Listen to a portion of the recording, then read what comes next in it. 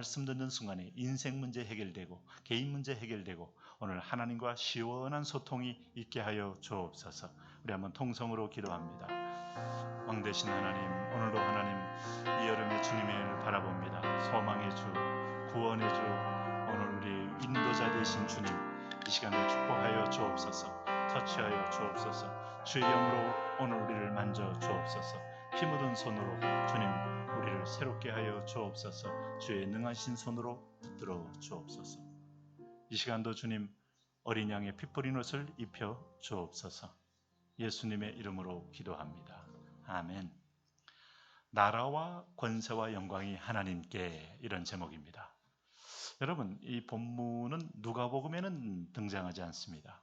이 본문은 마태복음 6장에 나오는 신약 성경에 두 군데서 예수님의 기도가 나온다 하는 말씀을 드렸어요.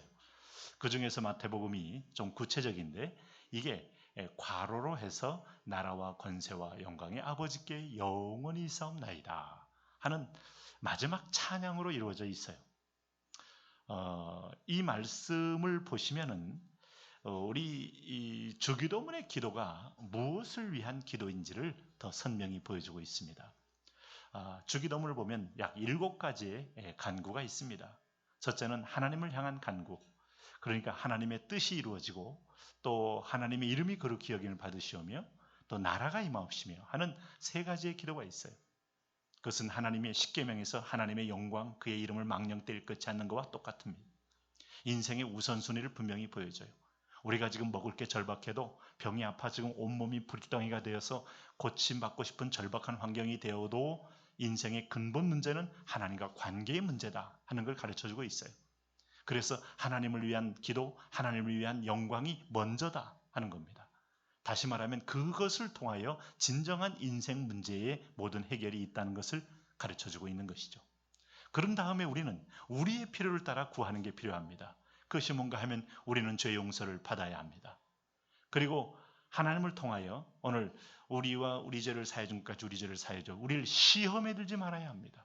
악에서 우리가 구원을 얻어야 합니다. 시험에 들지 않는다는 것, 악에서 우리가 구원 얻는다는 것은 세상이 영적 전쟁으로 되어 있다. 한순간도 우리가 가만히 있을 수 없는 날마다 위기에 처해 있어서 깨어 정신 차려야 한다 하는 것을 이미 전제하고 있는 거예요. 여기서 믿음으로 우리가 승리해야 오늘 주님 내 인생 끝날 때에 상급을 예비한 복된 승리자 인생을 살 수 있다 하는 겁니다. 여러분, 우리가 예수 믿는 이유는 천국 가는 것이 틀림없습니다만은 오늘 우리는 이 땅에서도 하나님의 뜻대로 살아 세상에 영향을 받지 않고 거룩한 영향을 끼치는 것, 이것이 또 우리 예수 믿는 권세다 하는 걸 알 수 있어요. 사람이 살아갈 때 여러분 왜 삽니까? 무엇을 보고 삽니까? 인간은 희망의 끈을 잡고 살게 돼 있어요. 희망이 없다면 아마 저와 여러분은 삶의 이유와 삶의 동력을 잃어버릴 거예요. 아마 제가 지금도 기억하는데 뭐 열심히 잘한 것 같지는 못합니다만은 우리 항상 우리 국어 선생님이 이제 고3 때 들어오면 애들이 촉촉히 이렇게 녹아 있으면은 얘들아 걱정하지 마라. 얘들아 이 6개월만 지나면 너희는 내년 3월 달에 캠퍼스에 봄날에 벚꽃이 피는 캠퍼스에 앉아서 그 사이사이에 여학생들이 둥그렇게 끼어 앉아서 아름다운 인생의 탐론을 하게 될 거다. 가보니까 그런 거 못했어요. 희망을 심어주는 겁니다. 매 시간마다 조금만 참아라. 조금만 고생해라. 어차피 그런 공부를 해도 그것이 자기에게 유익하지만은 고통이 있기 때문에, 고생을 하기 때문에 그게 희망의 끈이 없다면 내가 공부를 왜 해야 하는지. 아마 돈을 벌 때 여러분이 고통 가운데 어떤 면에서 또 모욕도 당하고 어떤 때는 참 육체적으로 곤비함도 당하면서 참아야 될 이유는 돈을 벌어서 뭔가 가정에 대한 꿈이 있고 자녀에 대한 꿈이 있기 때문이 아니겠습니까? 그래서 인간을 가리켜 희망의 존재다라고 보통 정의하기도 합니다. 심지어는 독일의 어떤 신학자는 인간의 이 모든 삶은 희망의 신학으로 우리는 설명할 수 있다. 여러분, 성경을 보면 희망, 우리는 믿음으로 함께 구원 얻었지만 세상을 살아가는 과정은 소망으로 살아갑니다. 믿음 다음에 우리가 사랑이 아니에요. 믿음 다음에 소망이 필요해요. 소망은 인내가 필요하고 희망의 끈을 잡아야 되고 아주 완전한 잿더미 같은 상황에도 다시 잿더미 속에서 솟아날 한 싹새 생명의 움틈을 바라보는 희망이 있기 때문에 살아가게 되는 것이죠. 그런 의미에서 여러분 성경은 희망의 책이다. 거꾸로 말하면 이 세상은 참 여러분 크고 작은 도전이 오고 크고 작은 역풍도 있고 크고 작은 질병도 있고 크고 작은 실패도 경험할 수밖에 없는 그런 세상은 캄캄한 흑암과도 같다 하는 걸 전제해요.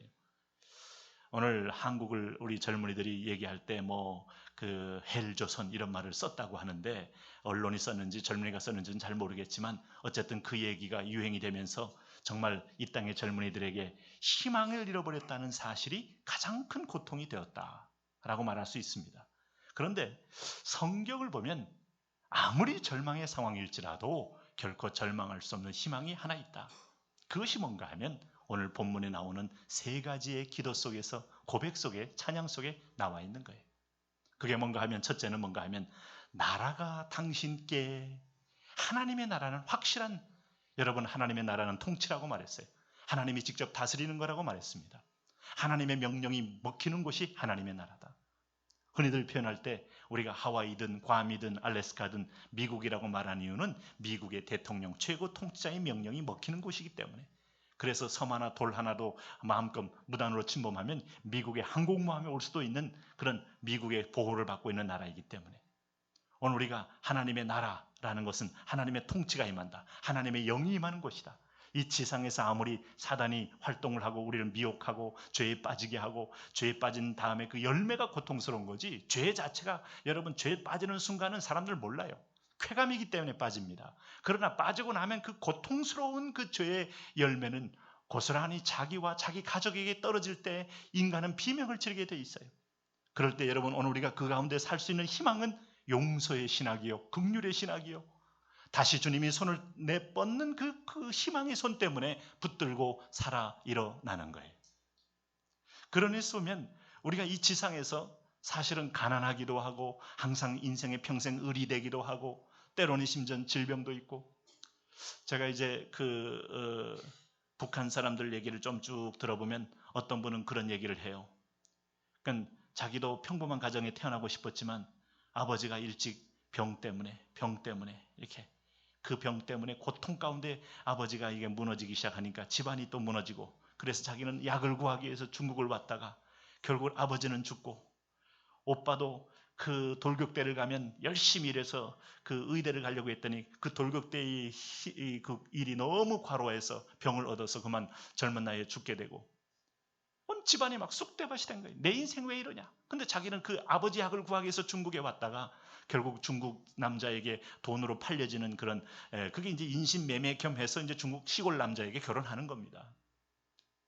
거기서 이제 뭐 임신도 하게 됐는데 결국은 또 거기서 견딜 수 없는 어떤 아픔이 있어서 애를 두고 나오게 될 수밖에 없고 한국에 와서 보니까 참 이게 내 인생이 왜 이럴까? 정말 죽기 직전에 사람답게 살고 싶다. 먹을 거 힘들지 집안은 다 병들어 죽었지 그걸 대안을 찾기 위해서 나왔던 내가 또 국가를 배신자가 되어서 배신할 마음 전혀 없었지만 그 환경 속에서 결국 돌아갈 수 없어서 결국 이 땅까지 왔다 이런 고백을 하는 걸 보면 여러분 지금 우리 가운데도 물론 어려운 분들이 있을 수 있겠지만은 저 멀지 않는 100km 넘어서의 저 땅 속에서 참 인생이 세상이 뭔가를 절박하게 부르짖는 사람들도 분명히 있다 이 말이죠. 그런 사람들은 여러분 저주받은 겁니까? 평생에 희망이 없는 겁니까? 오늘 성경을 보면 바로 그런 사람을 위하여 나라가 하나님께 속해 있다고 말하는 겁니다. 요한계시록에 보면 눈물도 없다고 말합니다. 아픔도 없다고 말합니다. 고통도 없다고 말합니다. 이런 완전한 하나님 나라가 우리에게 진정한 하나님의 유토피아로 우리에게 가르쳐주고 보여주고 있는 거예요. 그런 의미에서 보면 오늘 여러분 이 성경에서 하나님의 나라가 최후의 완전한 나라로 오늘 우리가 입성할 나라가 된다. 이것이 희망이고 이것이 소망인 거예요. 요즘에 최근에 이렇게 그 부모들로 인해서 어린아이가 죽임을 당하는 경우를 이렇게 접하게 되면서 이게 또 고통스러운 현실인 거예요. 단순히 부모가 이혼한 다음에 다른 어머니를 모셨기 때문만이 아니고 친부모일지라도 살기가 힘들고 자기가 손해를 보게 되고 좀 보살피는데 많은 불편을 얻게 되니까 직접 죽이기도 하고 굶겨 죽이기도 하고 때려 죽이기도 하고 예전에 볼 수 없었던 그런 심각한 문제들이 있는 걸 보니까 여러분 보통 옛날에 임금들은 나라님이요 뭐 국가의 어버이요 그런 말을 썼잖아요. 그러니까 부모 잘못 만나면 자녀도 고통 가운데 있게 된다. 이 세상의 나라라는 것은 여러분 어차피 이게 본질적으로 선할 수가 없어요. 네? 우리가 아무리 제도로 바꾸고 제도를 완벽하게 시스템을 갖춘다고 한들 그래서 뭐 주권은 국민에게 나온다라고 말한들 권력을 잡고 난 사람들의 생각은 달라지게 돼 있어요. 인간의 속성이기 때문에. 그런데 어떤 권력은 여러분 백성의 고통을 주고 참 보면 이 선진국이 아니라는 나라들 가 보면은 보통 뭐 동남아의 나라들 대부분들이 빈부의 격차가 아주 많다는 걸 알 수 있어요. 사람들은 맨발로 다니고 먹을 것도 없어도 있는 사람들은 정말 뭐 수십억짜리 이런 집에 뭐 자동차가 몇 개가 있다고 그러는데 여러분 이게 다 세상이에요. 세상의 모든 집권자 정권들이 선하질 않아요. 세상 나라가 선하지 않습니다. 이렇게 한 마을에 처음에는 아주 그 한 식구처럼 살았어도 한 사람이 그중에 부를 모으게 되는 순간부터 위계가 설정이 되고 그 위계는 다른 부족들의 것을 빼앗는 능력으로 바뀌게 되는 거예요. 이 나라라는 거 이거. 잘못된 부모, 잘못된 리더를 만난 것처럼 그래서 세상에는 모든 것들이 이게 왜곡되어 있기 때문에 피조물이 고통한다 그랬어요. 여러분 로마서 8장에 보면 인간만 고통스러운 게 아닙니다. 핍박받는 피지배자만 고통받는 게 아니에요. 과거에 여러분 어떤 나라의 그 이디 아민 같은 통치자가 얼마나 많은 그 국민들이 군림하면서 고통스러운 시간을 보냈었습니까? 근데 그런 나라들이 한두 개가 아닙니다. 사실은 아프리카 전역에 그런 면이 있었고 또 참 곳곳에 있었는데 자, 피조물이 고통하는데 로마서 8장에 보니까 인간만이 아니라 모든 생태계마저도 고통 가운데 있다는 거예요. 그건 잘못된 질서예요. 이 나라는 정상적인 나라가 아니라는 겁니다. 우리가 말하는 지금 전 세계 유엔에 올림픽에 참가한 모든 국가나 이름의 나라들도 하나님의 나라 관점에서 볼 때는 하나님이 허락한 필요악일 뿐이지 진정한 나라가 될 수 없어요. 정말로 그 가운데서 또 다른 문제가 발생되고 또 문제가 더 큰 악이 있기 때문에 하나님이 인간에게 긍휼로 허락해 준 나라이지 이것이 바로 유일한 대안이 되지 않는다. 그래서 우리는 이 지상의 나라 속에서도 정말 우리 가운데 온전한 회복과 자유와 평안을 주는 하나님 나라, 이것이 바로 우리의 소망인 거예요.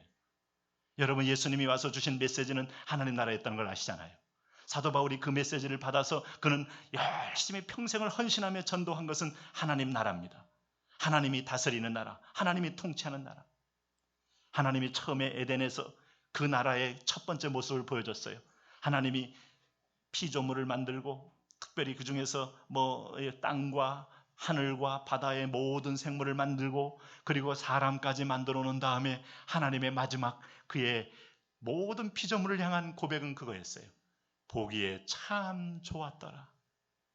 하나님을 통한 질서가 있어요. 진정한 하나님 나라의 평화가 있어요. 회복이 있어요. 여러분 과거에 그 러시아는 원래 봉건 국가였지 않습니까? 소위 차르라는 왕조가 지배하게 되니까 농민들이 그때 기근이 오고 어렵고 못 먹게 되는데 여러분 차르 왕조를 무너뜨렸잖아요.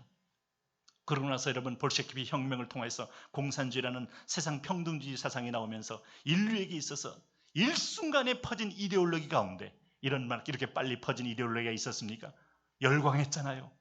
없는 사람들이 열광했습니다. 자생적 공산주의자가 막 일어났습니다.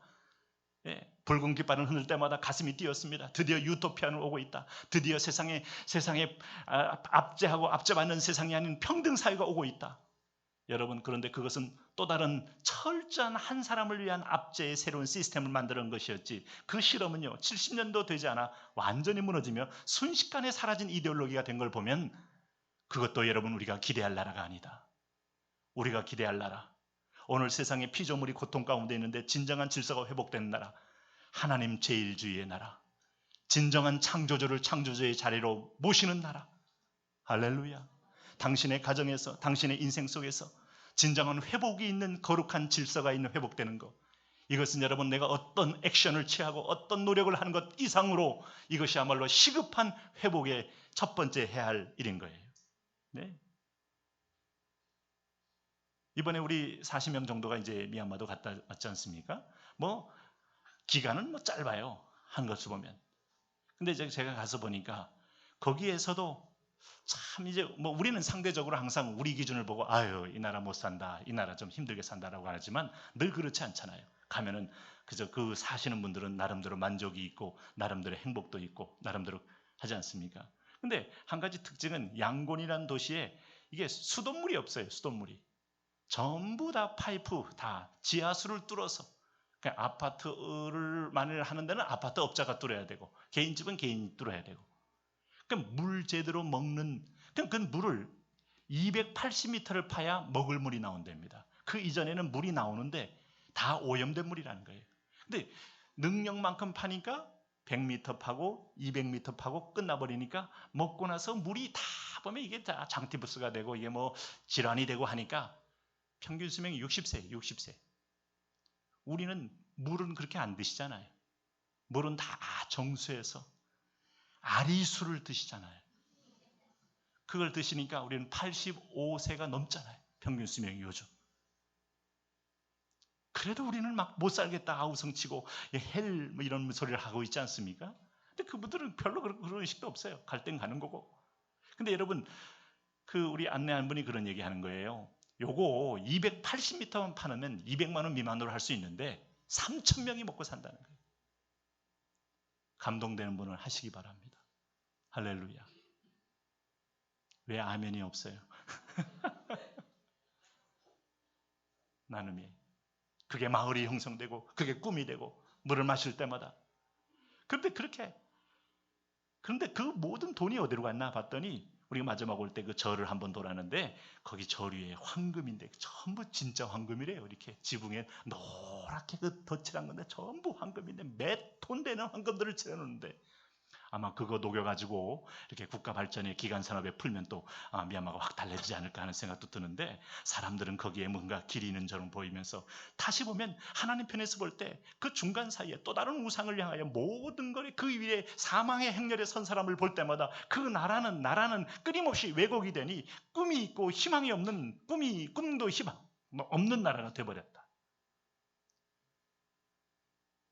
여러분 오늘 성경 봐도요. 이스라엘 왕 중에 가장 뛰어난 왕은 다윗 왕이라고 성경은 거의 고민 없이 말합니다. 그런데 그 다윗 때에 완전했습니까?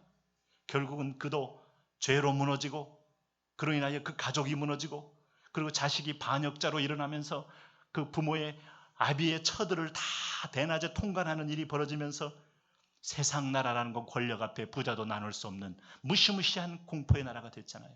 이 지상의 나라는 그런 거예요. 그러므로 오늘 우리가 꿈꾸는 나라는 여러분 오늘 다니엘서 2장이 말했잖아요. 다니엘서 2장을 보면 역시 이 세상의 나라는 영원한 나라가 아니에요. 오늘 마지막 나라 중에 하나가 영원한 나라 하나 있는데 뜨인 돌같이 연약한 그 그리스도의 모습이었지만 이분이 머릿돌이 되어서 만드는 그리스도 중심의 나라 이것이 영원한 나라. 여기에 소망을 두어라. 여기에 꿈을 가져라. 너희가 이 땅에 속했지만 이중 국적을 가진 자다. 이 대한민국 국적을 가진 자지만 우리가 여권에 쓸 때마다 리퍼블릭 오브 코리아라고 나오지만 그러나 우리의 진정한 영적 우리의 시민권은 하늘에 있다. 그러므로 천국의 시민권자로서 그분의 명령을 받으며 그분보다 상위에 있는 거룩한 질서를 따라 사는 것 이것이 바로 우리가 흔들리지 않는 영원한 나라의 시민된 자의 특권이고 가치인 것이다. 할렐루야. 여러분 다니엘서 2장에 보면 다니엘이 꿈에서 본 환상이 순금으로 된 머리를 가진 자가 등장해요. 그 다음에 가슴과 두 팔은 뭘로 되어 있나요? 은으로 되어 있어요. 순서대로 배와 넓적다리는 노수로 되어 있어요. 금, 은, 동이 온몸에 있어요. 그리고 마지막에 쇠와 진흙으로 진흙이 이제 쇠는 종아리고 진흙은 이제 발바닥인 겁니다. 이게 뭘까? 이게 세상의 제국들의 흐름이다. 근데 이 나라가 무너지더라 이거예요. 뜨인 돌 하나에. 애굽이 무너지고 바벨론이 무너지고 페르시아가 무너지고 그리스가 무너지고 로마가 무너지고 그리고 마지막에 영원한 나라가 하나 있는데 예수 그리스도의 나라. 할렐루야. 그래서 유대인들은요. 특별히 로마가 지배할 때 유대인들은 하나님 나라를 구하지 않고는 기도가 될 수 없다. 이런 속담이 있을 만큼 하나님 나라 했지만은 그들이 구하는 기도 제목은 여러분 정치적인 회복이에요. 단순히. 그 정치적인 회복을 가지고 우리가 독립된 국가를 만들어도 또 거기에 문제가 있고 모순이 있고 여러분 우리가 해보잖아요. 아마 하나님 우리에게 약간의 좀 미흡해 보이는 이런 5년 단임제 대통령제를 우리에게 주면서 5년마다 가르쳐볼 때 파리파리 우리 한국 사람은 급하잖아요. 못 견디잖아요. 그래 빨리빨리 가르쳐보는데 다 처음에 90% 지지를 받은 분이 마지막 퇴임할 때 10% 정도의 여러분 거의 지지율 제로 상태에서 내려가질 않나. 우리는 어떤 사람이 와도 여러분 세상에서 완전하지 않다는 걸 알게 돼요. 그런 의미에서 보면 하나님이 그걸 통하여 너희가 더욱더 우리 한반도 거민들은 진정한 나라를 더 사모해라. 진정한 그 나라 통치가 임하도록 구해라. 모든 나라와 나라가 아버지께 있음을 기억해라.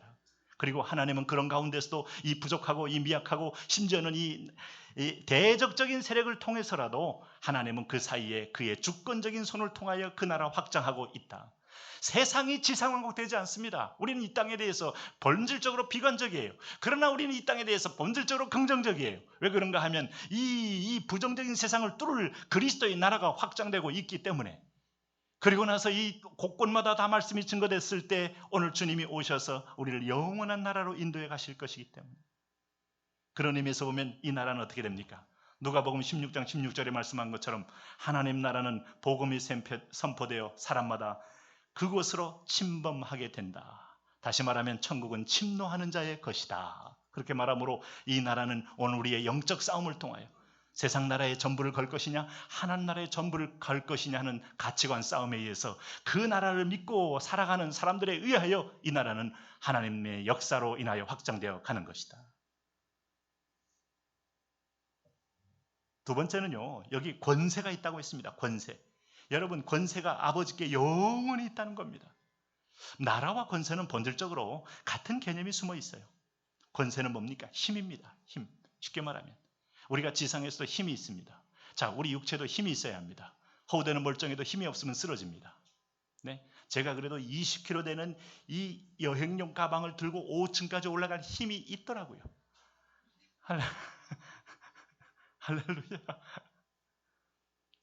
이 힘이 여러분 오늘도 위험한 사람들을 만나게 되면 나를 방어하기도 하고 공격할 무기도 씁니다. 힘이 강한 자를 통해서 다시 세력은 재편됩니다. 돈이 힘이 있습니다. 여러분 돈이 힘이 있는 거 너무나 잘 아시죠? 네. 북한에서도 이제 요즘은 뭐 이렇게 오랫동안 배급제도가 끊기면서 이제 시장 경제가 원하든 원치 않든 들어가서 북한의 아주 경제적인 어떤 틀을 형성하고 있습니다만 그 사이에 보니까 무역을 잘해서 돈 많이 버는 소위 돈주들, 소위 말하는 북한식으로 말하면 붉은 자본가가 생겼어요. 근데 참 이제 결정적인 순간에 보면 명절 때 이렇게 당국에서 이렇게 뭐 이렇게 선물을 내려보내면서 소위 선물 통치를 하지 않습니까? 배급 통치를, 이 밥줄 통치를 하잖아요. 근데 이 신흥 사장님들이 주는 직원들에게 주는 어떤 선물이 질이 비교할 수 없을 만큼 많으니까 전부 직원들은 이제 당이 아니고 사장님, 돈주에게 다 조아리고 머리 꿇고 그에게 잘 벌려고 한다는 거 아니겠어요? 그러니 이게 지금 북한 당국이 그걸 여실히 보다가 최근에 이제 아주 대표적인 어떤 부자들 저쪽 해산 쪽에 있는 사람들 잡아가지고 다른 죄목을 막 씌워서 바로바로 처형해버리고 그 돈을 다 몰수하면서 정권이 위기가 오니까 여러분 뭐 그런 논리 아니겠어요? 소위 태양 두 개 될 수 없다는 거. 여러분 이 권세라는 거 권세. 근데 성경은요 이런 부분에서 권세는 본질적으로 악한 자의 권세든 오늘 선한 자의 권세든 어떤 것이든 간에 돈이 힘이 있든 아니면 건강에 힘이 있든 물리적인 힘이든 어떤 권세도 하나님 거라고 말합니다. 로마서 13장 1절 2절에 각 사람은 위에 있는 권세들에게 굴복하라. 권세는 하나님께로 나지 않음이 없나니 모든 권세는 다 하나님의 정하신 바라. 우리는 그 대목에서 한 가지 우선 권세에 대하여 겸비한 마음을 가져야 돼요. 네? 성경에 나타난 어느 믿음의 사람들은 이 하나님의 주권, 하나님의 파워, 하나님의 권세. 여러분 다 요즘 파워, 이 휴먼 파워니 뭐니 아니면 뭐 자원 파워니 아니면 식량 파워니 아니면 국가 파워니 중국이 막 큰소리 뻥뻥치고 한국을 막 흔들어대는 것도 중국이 이제는 과거에 옛날에 중국이 아니고 이제는 막 과거에 그 명나라 때 중국처럼 행세하기 시작하잖아요. 네, 힘 없으면 여러분 당하는 겁니다. 그런데 어쨌든 성경에 나오는 이 왕의 파워일지라도 다윗은 지금 사울에게 두 번이나 생명의 위협을 느끼면서 쫓겨다니는 위기에 끊임없이 쫓겨내다가 쫓겨다니는 중에 두 번이나 결정적인 기회를 맞습니다. 사울을 죽일 수 있는, 사울을 제거할 수 있는. 그런데 다윗의 태도는 하나님이 허락한 권세이니 내가 손에 피를 묻히지 않겠노라 하면서 오히려 주의를 만류하며 그 기회를 쓰지 않아요. 그럴 때 하나님은 다윗을 더 귀히 여기십니다. 그리고 그 악한 왕들에 대해서는 하나님이 개별적으로 통치해요. 여러분, 압살롬은 다윗 왕을 반역했지만은 하나님께서, 다윗은 압살롬에 대해서 전혀 그에게 어떤 말도 하지 않지만은 하나님이 압살롬에게 전쟁터에서 죽여버리시고 하나님이 처리합니다. 이 올리기도 하고 낮추기도 하고, 아합 왕이 우상 숭배로 인하여 오늘 범죄에서도 선지자 엘리야는 아합 왕의 정권 타도를 외치지 않아요. 정권 타도를 외치는 건 아닙니다. 아합 왕의 죄를 지적합니다. 믿는 사람은 생명을 내걸고 죄를 지적하다가 목도 잘리고 죽임도 당합니다. 그러나 권세는 하나님께 속했다는 걸 최후에 인정한단 말이에요. 그 아합 왕도 오래 살지 못합니다. 결국 하나님의 심판을 받습니다. 세례 요한도 마찬가지입니다. 헤롯 왕의 죄를 지적합니다. 그러나 헤롯 왕의 그 왕자를 타도하도록 그는 선동하지는 않습니다. 여러분, 그래서 우리가 하나님을 넘지 않다는 건 매우 중요하지만 헤롯 왕은 그 앞에서 하나님께서 그에 걸맞게 벌레가 그를 먹어 죽게 만드는 아주 비참한 최후를 맞게 되잖아요. 다니엘도 여러분 왕에게 복종을 하되 하나님과 말씀과 충돌되면 과감히 일어났지만은 결코 왕에게 다른 권세를 흔들려고 하진 않아요. 왜냐하면 악한 권세일지라도 하나님께 속해 있다는 주권자들의 깊은 믿음이 있기 때문이죠. 그렇다면 여러분, 이 지상의 권세자들 아무리 우리가 선택하고 좋은 걸 찬간들 유한합니다. 유한합니다. 그리고 어떻게 변할 줄 모르는 것이죠. 하나님께 달린 겁니다. 우리가 그야말로 백인들의 나라로 소수가 대부분의 사람들을, 흑인들을 지배하면서 교육도 시키지 않고 철저하게 그들에게 상부구조 하부구조로 완전히 정립한 나라로 알았던 남아공에서 흑인 대통령이 나올 줄 아무도 상상 못하는 거예요. 하나님의 스토리의 반전은 역사의 반전 따라 일어날 수가 있어요. 네? 미국이라는 나라도 여전히 흑인에 대한 편견 때문에 지금 고통스러운 어떤 분쟁들이 들어있지 않습니까? 그런 가운데도 흑인 대통령이 등장한 것도 하나님의 그 하나 허락해야 가능한 거고, 어쨌든 그렇지만은 이런 아무리 우리가 좋은 대안을 선택한들 이 나라는 또 다른 실망을 하게 되고 또 다른 여러분 우리는 그 고통 가운데 겪을 수밖에 없어요. 그래서 히브리서 1장 2절은 이렇게 말합니다. 모든 날 마지막에 아들로 우리에게 말씀하셨으니 이 아들을 만유의 후사로 세우시고 또 저를 말미암아 모든 세계를 지으셨느니라.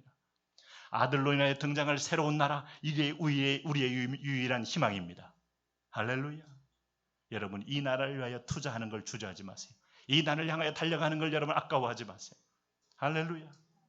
이번에도 여러분이 아울렛을 위해서 때로는 후원도 하셨겠고 때로는 뭐 중보기도도 하셨으리라고 믿고 감사합니다.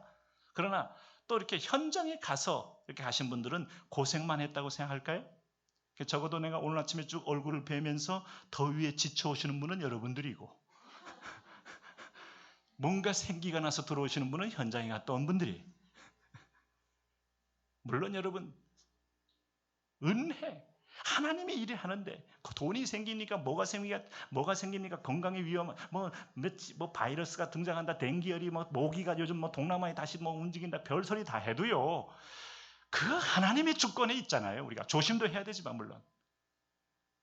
그리고 이게 보니까 시원해요, 날씨가. 그리고 정말 우리 그 현장에 있던 그 분들도 우리가 간증했지만은 그 우기인데도 불구하고 우리가 실내에 있을 때는 비가 막 지붕을 때리다가 나가서 활동할 쯤 되면 또 비가 딱 그치고 이렇게 해서 참 기가 막히게 나는 비가 얼마나 왔나 지금 우기인가 느끼지 못할 정도로 하나님은 아주 우리와 함께 동행하면서 우리 가는 곳마다 짧지만은 굳게, 그리고 나서 거기에 희망을 보게 하고, 그리고 그 85% 이상의 불교용으로 가득 묶인 자리에서 우리 순 목사님 교회에 가서 보니까 거기 70명의 성도들이 모인다 그러고 거기에 젊은이들이 음악을 공부하는데 걔네들이 또 찬양이 뜨거워요.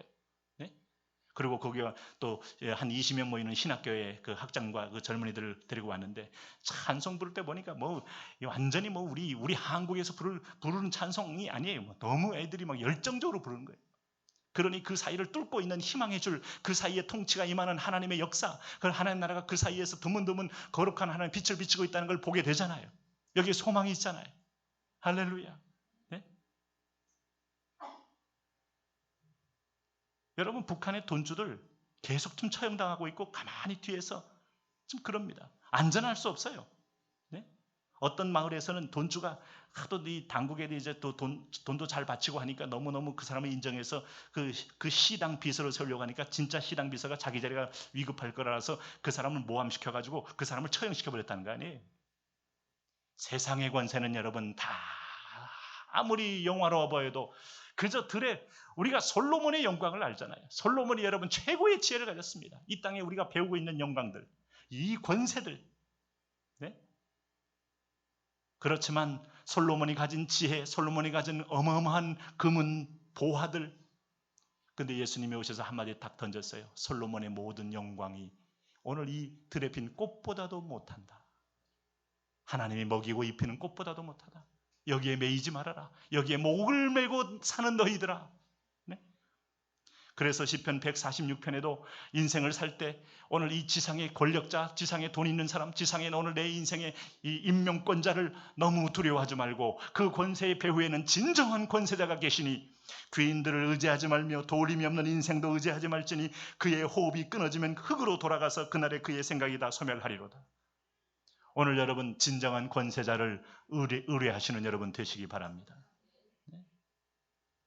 인생 쑥 살다 보면요, 세월이 흐르다 보면 하나님께 속한 백성, 제 고백은 그거예요. 하나님께 속한 백성은 젊을 때 우리가 자행좌제하고 때로는 정욕에 넘어지기도 하고 때로는 시험에 빠지기도 할지 모르지만 50 넘었으면 시험이 없는 건 아니지만 적어도 인생의 지혜를 얻은 사람은 거룩해지는 게 당연한 거예요. 왜? 인생에는 보이지 않는 손이 있다. 주권자가 있다. 인생에는 심판자가 있다. 인생에는 끌고 가는 하나님의 손이 있다. 이걸 만나게 돼 있고 고백하게 돼 있어요. 눈이 떠 있는 사람이, 영적으로 열린 사람이래요. 여러분 50 넘어서 타락한 사람은 특별한 사람입니다. 제정신이 아닌 거죠. 세 번째는 영광이 아버지께 영원히 있다는 고백이에요. 할렐루야. 영광의 아버지께 영원히 있다. 영광의 아버지께. 영광이란 단어, 오늘 성경에 보면 두 종류의 단어들이 있어요. 첫째는 우리의 단어가 있습니다. 우리의 단어는 많지 않아요. 그러나 우리의 단어는 믿음이란 단어는 우리가 쓰일 단어입니다. 나는 당신을 믿습니다. 나는 예수님을 믿습니다. 나는 성령님을 믿습니다. 나는 하나님 말씀을 믿습니다. 믿음은 하나님께 적용할 단어가 아닙니다. 내게 적용되는 단어예요. 그러나 하나님께만 적용되는 단어가 있어요. 영광이란 단어입니다. 할렐루야. 영광은 인간들이 여러분 거기에 근처에도 갈 단어가 아닙니다. 영광은, 모든 영광은 하나님의 것입니다. 하나님의 소유입니다. 영광이란 말, 우리가 한문으로 보면 이 불화자가 두 개가 있고 한데, 영광 하면 빛광자 이렇게 나오기도 하고, glory, 헬라어로 독사라는 말 쓰기도 하는데, 여러분 이 말이 뭔가 하면 빛이 비친다는 뜻이에요. 두 가지 뜻이 있어요. 히브리어는 빛이 비치는 거고, 또 하나는 세키나라는 것은 거한다 하는 겁니다. 그러면 하나님의 장막 속에 하나님이 그 안에 거하면서 하늘의 빛이 비치는 그 영광, 하나님 자신이 영광이라는 거예요. 요즘 올림픽 하기 시작했죠? 올림픽에서 우리 출전하는 선수들은 거기서 이제 금메달을 따는 게 가장 큰 영광이죠. 네? 우리 대한민국의 사격 선수 진종호 선수가 이번에 금메달을 딸 줄 알고 쐈는데 순위권에 못 들고 한국인 코치가 지도하는 베트남 선수가 금메달을 목에 걸었어요. 제가 볼 때는 베트남의 최초의 금메달이 아닐까. 당분간 베트남 뒤집어집니다. 우리나라 최초의 금메달 양정모 선수가 땄을 때 얼마나 얘기했으면 내가 지금까지 양정모를 현역으로 알고 있겠어요. 금메달은 전 세계 영광이요. 네? 바로 그냥 북한 같으면 영웅치호를 바로 줘버리죠. 네? 그 금메달의 영광 조금 지나가면 여러분 풀의 꽃처럼 시들어버려요. 꽃을 꺾어서 꽃병에 꼽으면 화려해 보이지만 일주일 지나면 쓰레기통에 버렸을 때 아무도 돌보지 않는 것처럼 세상의 영광이라는 거. 1등 했습니까? 어떤 학교 와보니까 신문기사에 대학교 왔던 대학교가 학생들이 갑자기 총장실을 점거했다 그래서 아니 여학생들만 있는 학교에 또 왜 이런 일이 벌어졌나 봤더니 학교 브랜드가 좀 가치가 떨어질 짓을 총장이 했다는 거예요. 뭐 했다는 보니까 무슨 이렇게 평생 단과대학 이런 거 평생 교육처럼 만들었단 말이에요.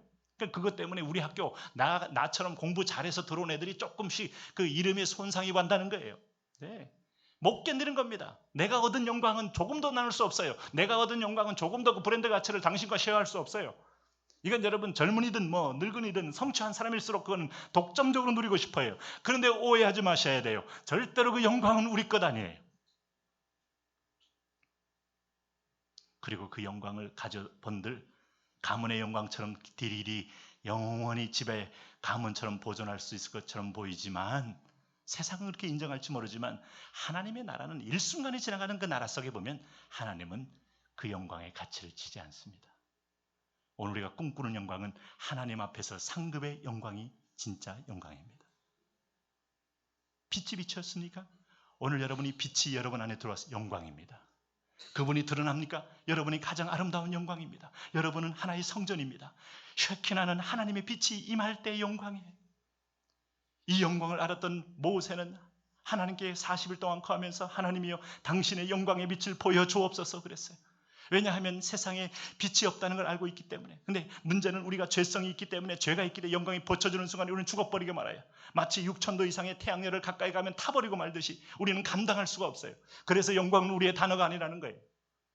근데 하나님이 오늘 모세를 긍휼히 여기면서 내가 너의 등을, 내 앞에 등을 잠깐 보이리라 하면서 잠깐 보여준 등만 보면서도 모세의 얼굴에 광채가 임하여서 그가 내려올 때는 그걸 수건으로 가리지 아니하면 견딜 수가 없을 만한 영광이 임했다 이 말입니다. 오늘 여러분 하나님의 영광이 여러분 가운데 비춰지기를 바랍니다. 어둠 가운데 빛이 비추고 말씀이 비쳐 들어가고 진리가 들어가고 하나님 법도가 들어가고. 네. 인생요 짧게 사는데 놀고 다 놀고 한번 질당하게 끝까지 가보자. 끝까지 가는 건 지옥밖에 없습니다. 네. 그런데 그 지옥일지라도 그리스도의 빛이 비친다면, 말씀의 빛이 비친다면, 거기는 하나님이 임하는 자리가 된다면 거기는 영광의 빛이 있어요. 할렐루야. 다윗이요 왕이 되면서부터 하나님의 마음에 합했던 가장 마음에 큰 것 중에 하나는 성전을 건축하고 싶어서 그는 왕이 되는 왕권을 이용해서 오늘 금은 동철 온갖 보석들 나무와 돌 재료를 다 모아가며 하나님께 날마다 소원기도 드리는 거예요. 하나님이여 종이 당신의 전을 건축하기를 원합니다. 도대체 이게 여러분 하나님이 안 계신다면 얼마나 허망한 짓이요. 그 왕권을 이용해서, 절대 권력을 이용해서 수많은 사람들이 자기를 찬미하게 만들고 자기가 수많은 날마다 연회를 베풀면서 벨사살 왕처럼 그는 자기를 위한 모든 축제를 벌여야 되지 않습니까? 다윗은 그거 없었습니다. 그런데 하나님이 그마저도 너는 피를 흘렸기 때문에 이 영광에 손을 댈 수가 없고 내 아들 때에 이르러 내가 그걸 허락하리라 했습니다. 여러분 다윗은 그것만으로도 너무 기뻐합니다. 그러면서 자기 아들 때 하나님의 성전을 건축할 그 일을 보면서 자기가 먼저 솔선수범하여 자기가 권력을 잡았을 때 모았던 금은 동철 보화들을 다 내놓으며 하나님 앞에 나아갑니다. 백성들이 그걸 또 감동받아서 그들도 자신들의 모든 세간사를 내놓으며 하나님의 성전을 건축해 나아갑니다. 그럴 때 솔로몬은 하나님께 감동의 기도문을 올립니다. 역대상 29장 11절 여호와여 광대하심과 권능과 영광과 이김과 위엄이 다 주께 속하였사오니 천지에 있는 것이 다 주의 것이로소이다. 여호와여 주권도 주께 속하였사오니 주는 높으사 만유의 머리이심이니이다. 부와 귀가 주께로 말미암고 또 주는 만유의 주제가 되사 손에 권세와 능력이 있사오니 모든 자를 크게 하심과 강하게 하심이 주의 손에 있나이다. 우리 하나님이여 이제 우리가 주께 감사하며 주의 영화로운 이름을 찬양하나이다. 할렐루야. 여러분 뭐가 제일 기쁘다고 생각이 되세요? 제가 지난주도 말씀드렸지만은 75년부터 30년 이상 사랑받아온 밥한바가 아니고 뭐지? 비비비. 나는 그거 거의 근래에 처음 알았어요. 그런 게 있는지도 몰랐어요. 3개 주면 하나 더 주는 거. 그걸 하나 빨기 시작하니까 자꾸 먹고 싶은 거예요. 야, 어느 순간에 딱 보니까 이게 독이야, 독. 하나에서 끝나는 게 아니야. 하나 더 먹고 싶다. 뭔가 좀 더 갈증 난다. 더 콜라와 같아. 지난주로 끊었습니다.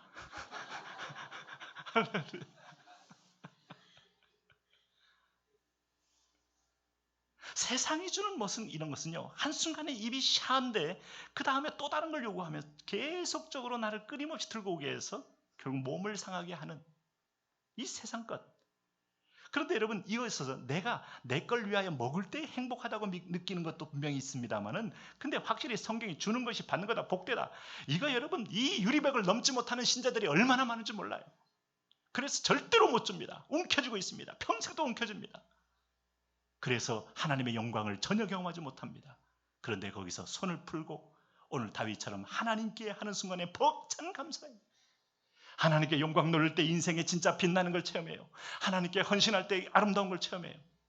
죄송한 표현입니다만 제가 이번에 이게 아울리치 딱 끝나고 이렇게 이제 밤새 내로 비행기 타고 온 거예요. 비행기 타고 이렇게 가서 이제 토요일 날 아침에 공항에서 이제 우리 태국 타이항공 팀하고 이렇게 같이 조우를 했어요. 피곤해도요. 그래도 얼굴들이 다 빛나요. 빛나. 네? 빛나요. 뭘 했는데? 네? 이분들이 뭐 대단한 거, 특별한 거, 뭐 위대한 일을 했나요? 성령을 따라 그저 우리가 그 줄기에서 생명의 줄에 서서 그저 봉사할 때 봉사하고 찬양할 때 찬양하고 덥지만은 좀 이게 사물놀이 보기 사물 찬양 이거 입고 그냥 붕당거리고 막 서로 어우러지는데 하나님의 나라를 꿈꾸면서 우리가 한 방향으로 갔다는 이유 하나 때문에 성령이 그 위에 덮고 하니까 어느 순간에 내 마음에 평안이 오고 기쁨이 오고 서로를 향한 존중감이 생기고 존경심이 생기면서 아름다움이 있잖아요.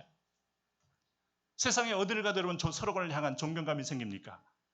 네? 펀드 매니저들이 잔뜩 모여가지고 서로 불꽃 튀는 싸움을 하면서 이런 일 어떤 일 하는 가운데 끝날 때마다 이 월가에 대해서 조조하고 끝나고 여러분 주식 그 가이드하는 사람 총으로 쏴주기 싶어하고 가진 자만 폭등하고 없는 사람은 더 잃어버리고 그러면서 실패와 승자가 있는 그 비열한 여러분 오늘 승패의 현장 속에 모두가 위민하는 현장이 있다는 걸 여러분 아시나요?